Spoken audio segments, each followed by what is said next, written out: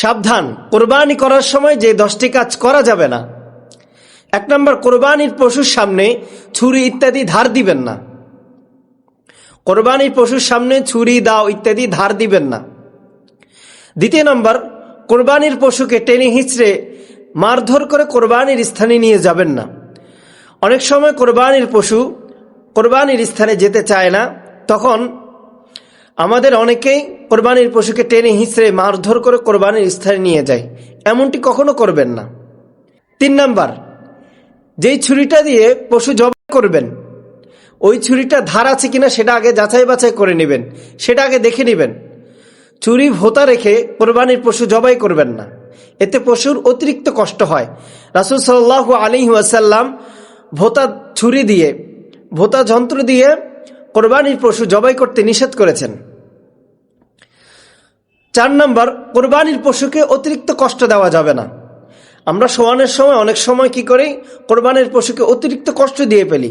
অনেকে এটাকে চেপে ধরে, অনেকে জাতাজাতি করে এটাকে কষ্ট দিয়ে ফেলি। এমনটা করা যাবে না। যেভাবে আপনার জন্য নিরাপদ হয়, যেভাবে কোরবানির পশুর জন্য সহজ হয়, ঠিক সেইভাবে আপনি কোরবানির পশুকে শোয়াবেন, তারপরে কোরবানি দিবেন। এরপরে 5 নম্বর হচ্ছে, কোরবানির পশুর জবাইয়ের কালে ইচ্ছাকৃতভাবে বিসমিল্লাহ ছেড়ে দিবেন না। যদি ইচ্ছাকৃতভাবে আপনি বিসমিল্লাহ ছেড়ে দেন, তাহলে এই কোরবানির পশু কোরবানি হবে না, পশুটা আপনার জন্য হালাল হবে না। এই জন্য কোরবানি পশুর জবাইয়ের পরে বিসমিল্লাহ আল্লাহু আকবার এটা বলে নেবেন।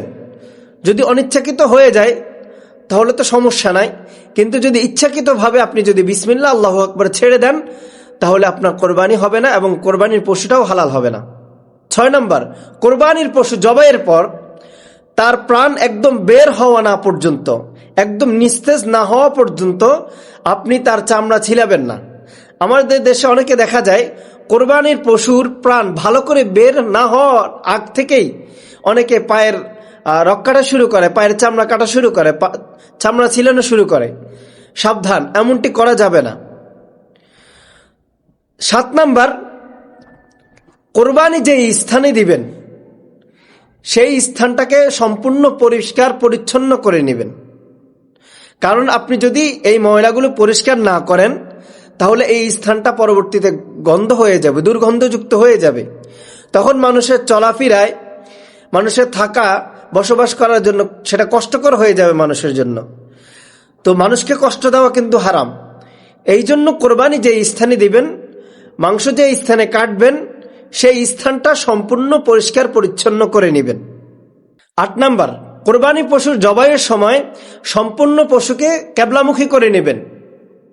সম্পূর্ণ পশুকে ক্যাবলামুখী করে নেবেন। অনেকে অবহেলায় কি করে, কোরবানি পশুকে কোনাকুনি করে ভাবে জবাই করে দেন। না, কোরবানি পশুকে সম্পূর্ণ ক্যাবলামুখী করে নেবেন।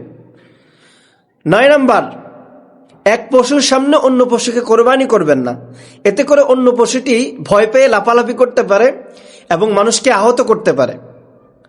10 নম্বর, কোরবানি দিবেন একমাত্র আল্লাহর জন্য। অহংকার বশত লোক দেখানোর উদ্দেশ্যে কোরবানি করবেন না। কোরবানির পূর্বে নিয়তকে সম্পূর্ণ পরিশুদ্ধ করে নেবেন। একমাত্র আল্লাহ তাআলার জন্য আপনি কোরবানি করবেন।